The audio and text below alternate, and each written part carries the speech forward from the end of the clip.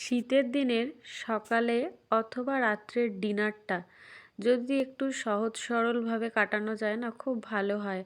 আর যদি ধরো সাথে একটু রুটি থাকে তাহলে তো আর কোনো কথাই নেই।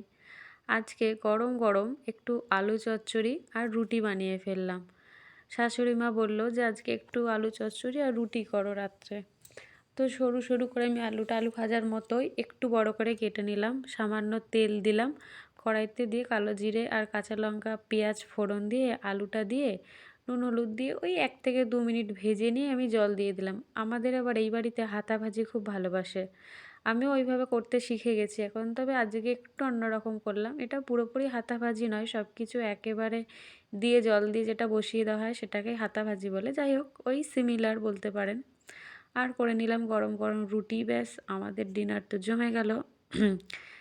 তোমরা কার কারা এইভাবে রুটি আর এই আলুর চচ্চড়িটা খাও সেটা আমাকে কমেন্টে জানিও। ভিডিওটা পছন্দ হলে একটা লাইক করো, আর যারা নতুন আছো তারা ফলো করো। আজকের মতো টাটা বাই, সবাই ভালো থেকো।